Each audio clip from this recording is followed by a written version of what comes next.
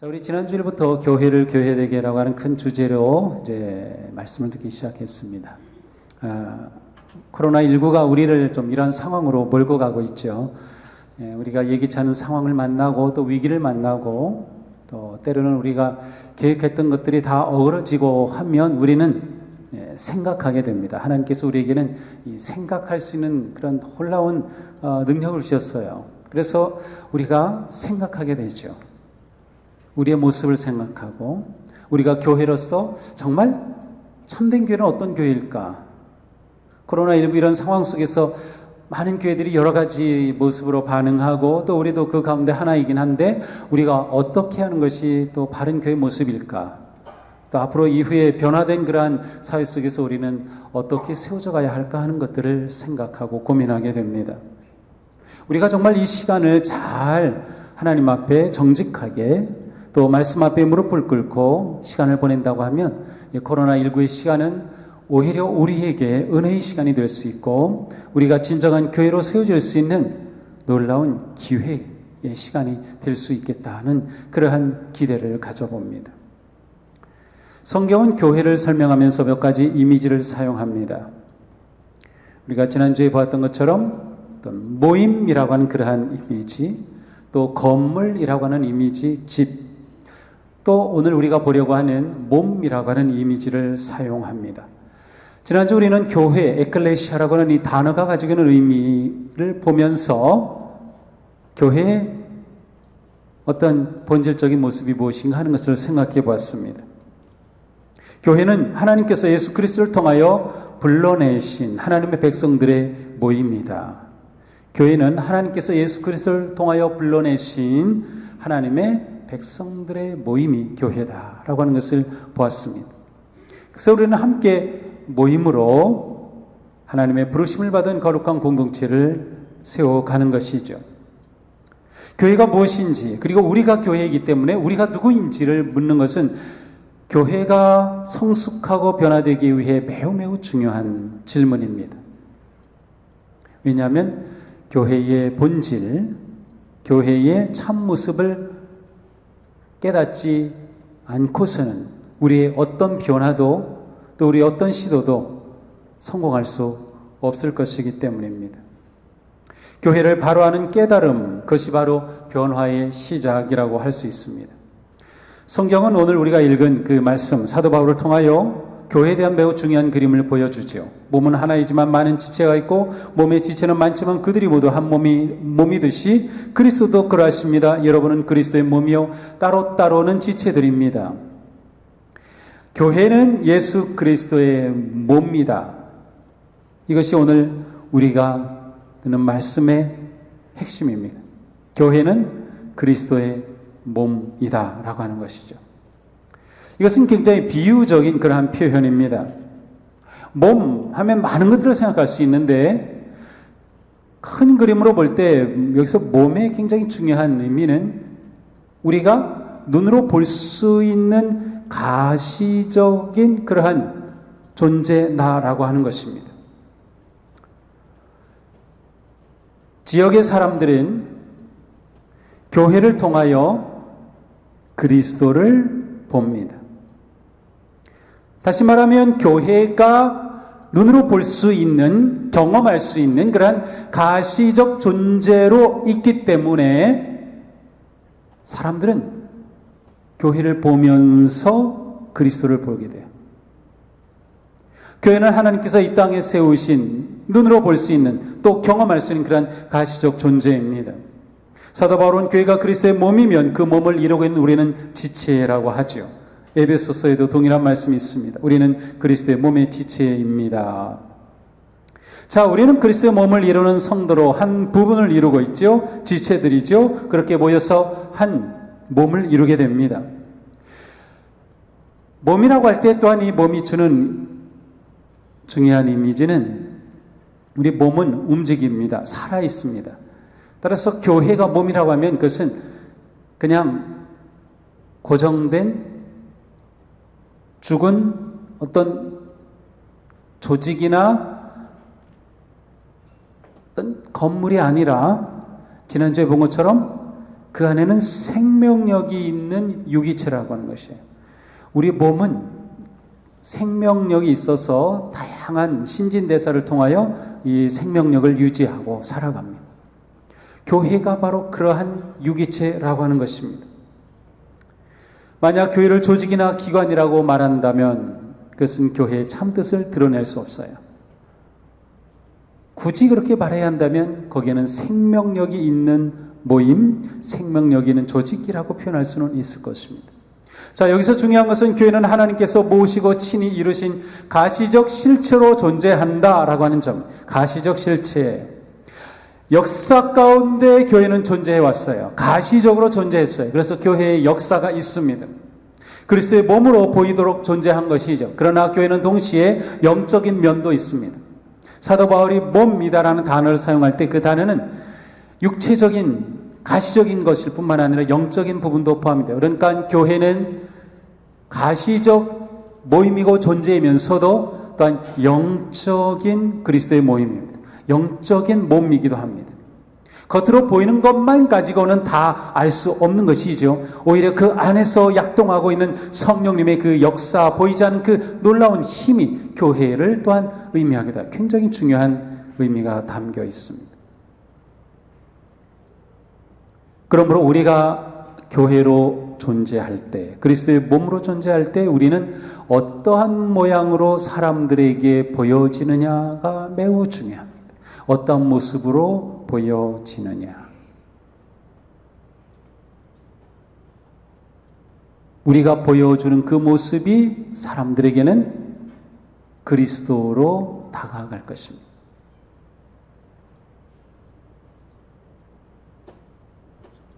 우리가 이곳에 존재하는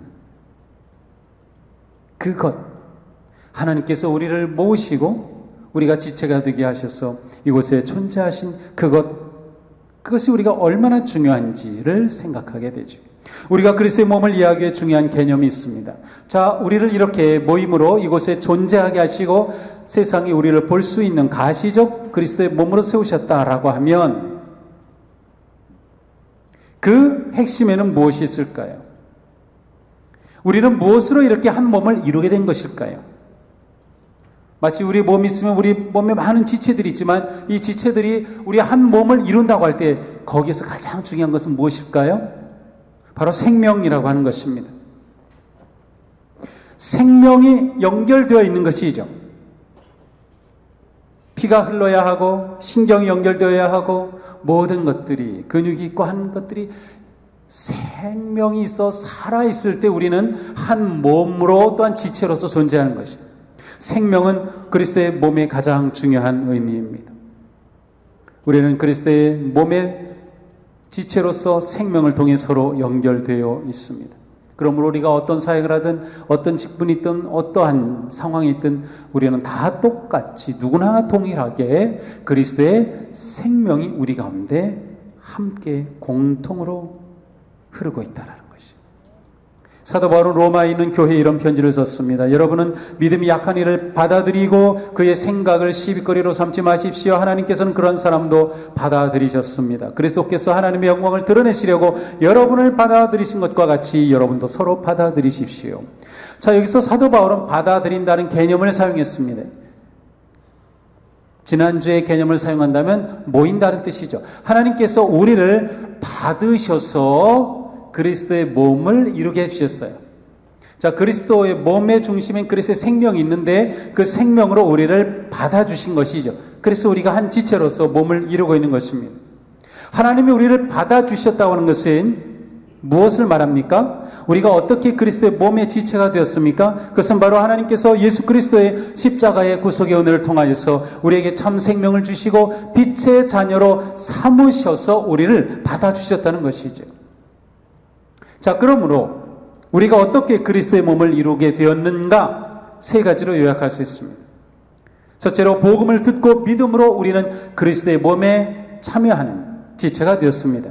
복음을 듣고 믿음으로. 모든 교회는 복음을 듣고 믿은 사람들이 하나님이 받아주셔서 몸을 이루고 있습니다. 그 외에 다른 것은 거짓입니다. 참 교회가 아니죠. 사입이고 이단이고 사교 집단일 뿐입니다.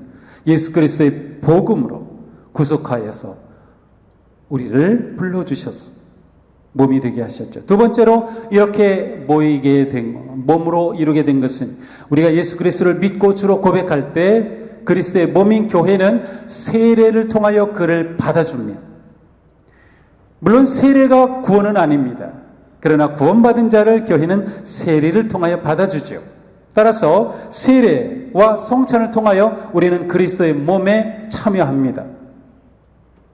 세례와 성찬을 통하여, 성찬에 대해서는 다시 또 조금 설명을 하게 됩니다. 세 번째로 우리는 성령을 받아 그 안에 거함으로 그리스도의 몸에 참여하게 됩니다. 우리가 지난주에 예수 그리스도께서 교회를 처음부터 기획하고 계셨고 교회를 시작하는 그때 숨을 들여 제자들에게 부으시면서 성령을 받아라고 말씀하셨고, 그리고 성령 강림절을 통해 성령님이 임하신 것을 보았습니다. 성령의 임하심으로 교회의 생명이 약동하게 되었죠. 바로 성령을 받고 그 안에 거함으로 그리스도의 몸에 참여합니다. 이처럼 우리가 어떻게 그리스도의 몸이 되었는지를 생각할 때 우리가 그리스도의 몸을 이루게 되는 공통 분모가 바로 예수 그리스도의 생명이라는 것을 알 수 있습니다. 우리는 예수 그리스도의 생명을 받음으로 살아있는 몸을 이루는 지체가 된 것이에요. 매우 중요합니다.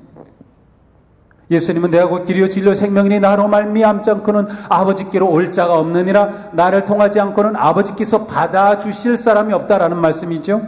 예수 그리스도의 생명이 우리가 그리스도의 몸을 이루게 하는 공통 분모이며 기초가 되는 것이죠.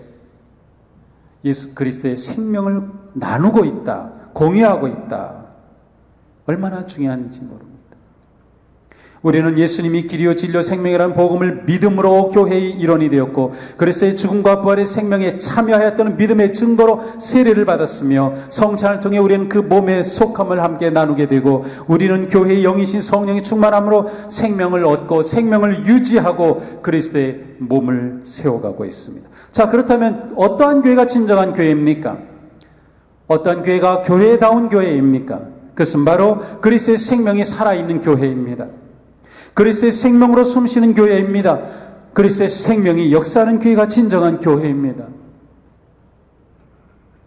우리 교회가 하나님이 기뻐하시는 참된 교회가 되고자 한다면 우리 안에 생명이 있어요. 그리스도의 생명이. 예수 그리스도의 십자가로 우리에게 주신 그 생명이 넘쳐야 하는 것이죠. 주님께서 우리 교회의 건강한 교회의 생명력을 만약에 검사하신다면, 그래 너희가 얼마나 생명력이 있는지 너희 동숙이에 좀 건강 검진해보자 라고 하나님께서 우리를 검사하신다면 어떤 결과가 나올까요?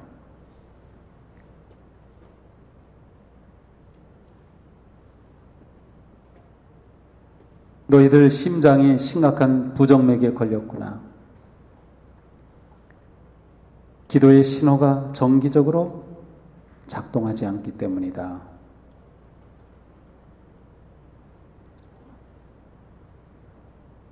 세상에 탐욕 콜레스테롤이 쌓여서 뇌경색이 위험에 있구나. 세상에 더러운 공기를 너무 많이 마셔서 폐 기능이 약화되고 있구나. 예배와 선행과 섬김의 운동을 제대로 하지 않아서 너희의 믿음의 근육이 감소하고 있구나. 너희가 영적 백내장 수술을 해야 말씀을 볼 것 같구나. 너희가 지금 48살인데 검사해보니 신체 연령이 60이 넘었구나. 그러실까봐 걱정. 올해 짝수해 태어나신 분들은 다 건강검진 다 하시죠? 저는 홀수에 태어나서 내년에 또 합니다. 다 건강검진하면은 실제 나이보다 건강 검사하고 건강 나이가 더 젊으면 기분이 좋죠. 1년이라도 젊으면 좋잖아요. 1년이라도 더 늙었다 그러면 좀 시무룩해지죠. 하나님께서 우리 교회를 보시면서 뭐라고 말씀하실까요? 그리스도의 몸인 우리가 진정한 교회다움을 회복하기 위해 중요한 것은 생명의 삶을 사는 것입니다. 자, 생명의 삶을 사는 것이 진정한 교회다움을 세워가는 거예요.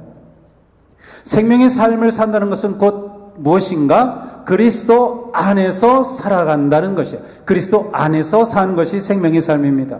왜냐하면 예수 그리스도가 우리에게 생명을 주셨기 때문에 그리스도 안에서 사는 거죠. 포도나무의 비유처럼 포도나무에 가진 우리가 붙어 있어야만 해요.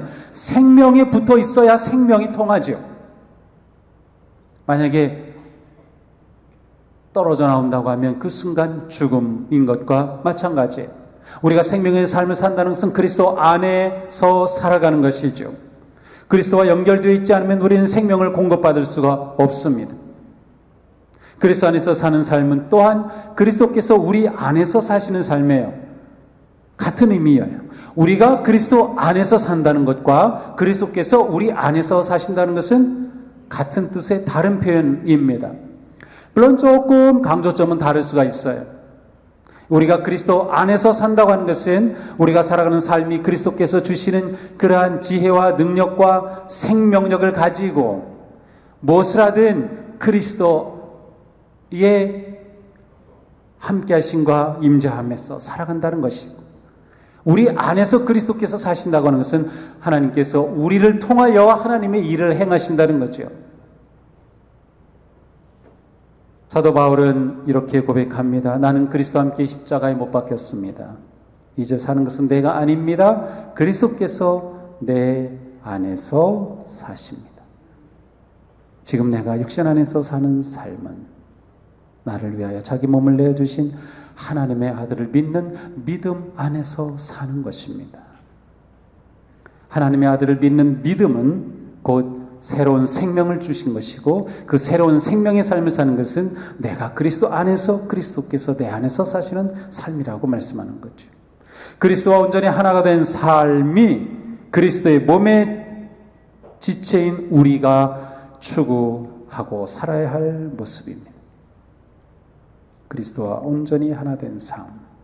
우리는 세례를 통하여 고백하였듯이 예수 그리스도의 죽음에 동참하여 우리의 옛사람은 죽었습니다. 그리고 우리는 그리스도의 부활과 함께 새로운 생명을 얻었죠. 그리스도와 함께 죽었고 그리스도와 함께 살아난 존재가 우리예요. 그 살아난 생명을 우리가 지금 가지고 있는 것이죠. 부활의 생명을 얻은 우리, 바로 그 생명의 삶을 살 때 우리가 진정한 교회가 되는 것이다. 사도 바울은 갈라디아 3장에 말씀하죠. 여러분은 이미 죽었고 그리스도와 함께 죽었고 여러분의 생명은 그리스도와 함께 하나님 앞에 감추어져 있습니다. 우리가 그리스도 안에서 죽지 않는 한 진정한 교회 회복은 기대할 수 없습니다. 우리가 그리스도 안에서 살지 않는 한 교회가 희망을 줄 수는 없습니다. 교회를 교회답게 하는 변화와 혁신은 먼저 우리가 십자가 앞에서 죽고 회개하는 삶으로부터 시작이 됩니다. 우리가 돌이키지 않고서는 우리의 참 모습, 우리가 마땅히 가져야 할 진정한 교회의 모습을 회복할 수 없다. 왜냐하면 우리가 살아왔던 길이 어긋난 길이었기 때문이죠.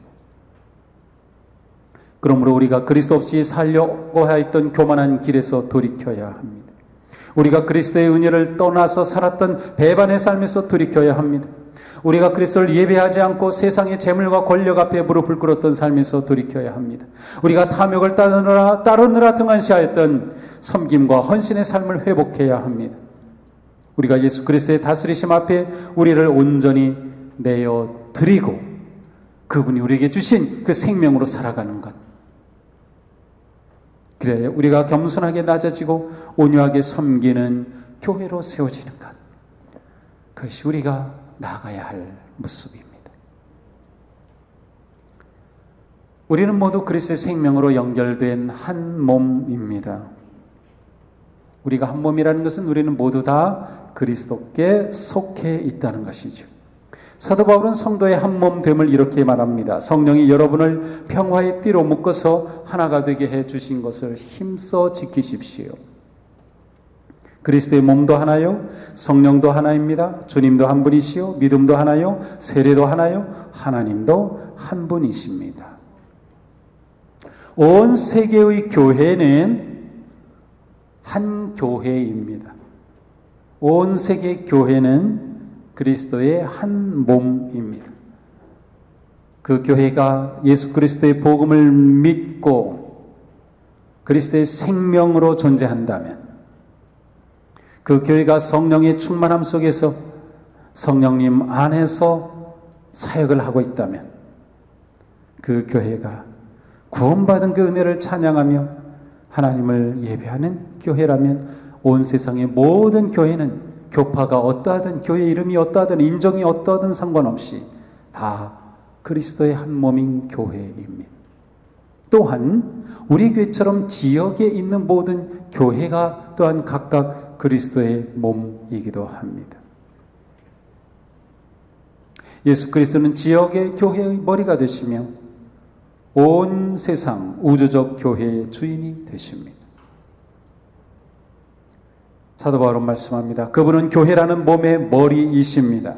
그는 근원이시며 죽은 사람들 가운데서 먼저 살아나신 분이십니다.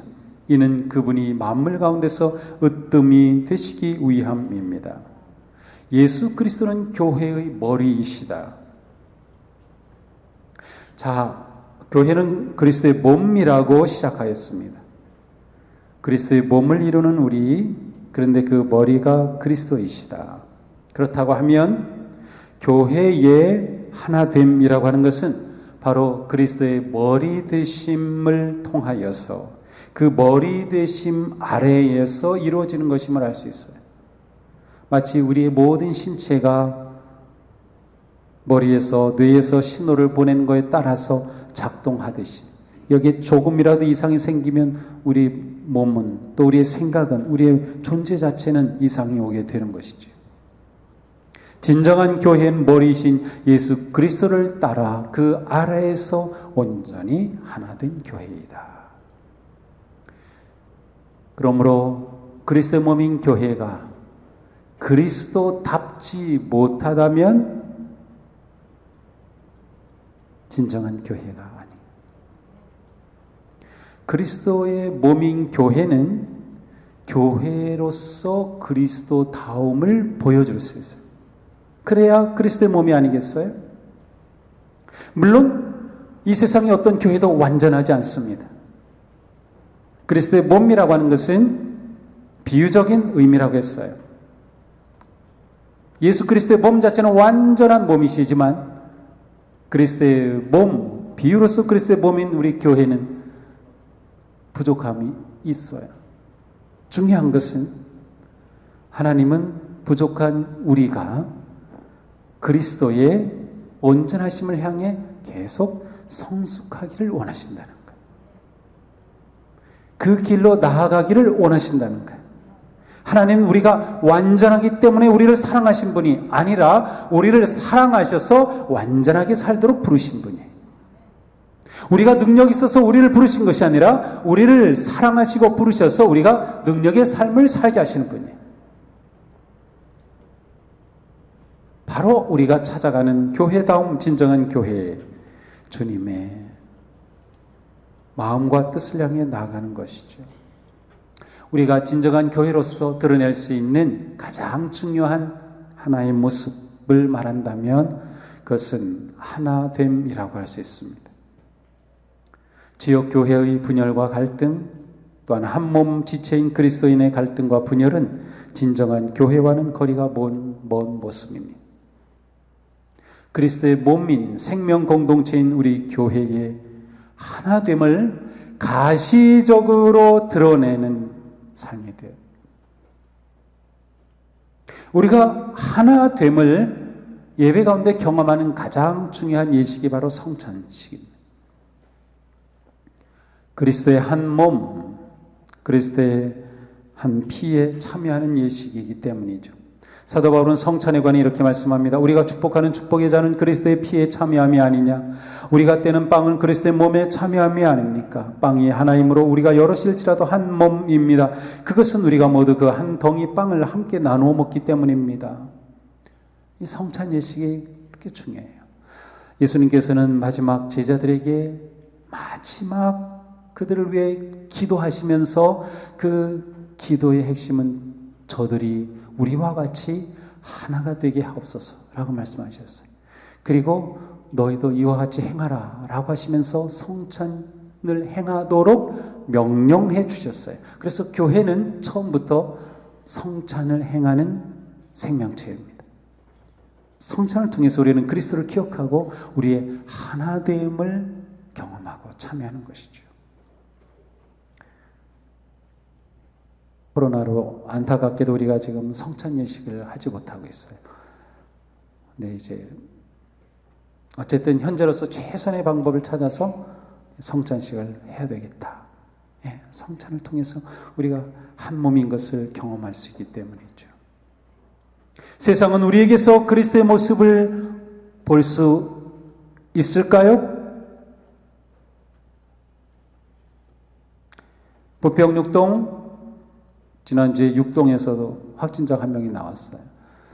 부계동, 부천, 인천 이 지역에 있는 사람들이 동수교회를 보면서 진정한 그리스도를 볼 수 있을까요? 우리는 이곳에 가시적 그리스도의 몸으로 존재하니까. 과연 세상은 우리를 보면서 서로 사랑하는 그리스도의 한 몸임을 볼 수 있을까요? 하나님은 우리가 진정한 교회됨을 회복하도록 진정한 예수님의 교회가 되도록 분열과 갈등의 담장을 뛰어넘어 순수하고 거룩한 그리스도의 몸을 드러내기를 원하십니다. 우리가 넘어야 할 마음의 장벽은 무엇입니까? 우리가 끊어야 할 분리의 철조망은 무엇입니까? 우리가 바꿔야 할 그릇된 습관은 무엇입니까? 우리가 넘어서야 할 편견과 고집은 무엇입니까? 우리는 그리스도의 몸입니다. 우리는 그리스도의 생명을 지닌 그리스도의 한 몸입니다. 우리가 그리스도의 한 몸이라는 것이 바로 여러분에게, 당신에게 어떠한 뜻입니까? 묵상하겠습니다. 시간 조용히 오늘 말씀을 생각하면서 내가 바꿔야 할 모습은 무엇일까? 내가 넘어서야 할 마음의 장벽은 무엇일까? 내가 끊어야 할 분단의 철조망은 무엇인가? 내가 버려야 할 고집이 무엇인가? 정말 나는 그리스도의 한 몸을 온전히 이루고 있는가? 조용히 묵상하며 성령님의 음성을 듣겠습니다.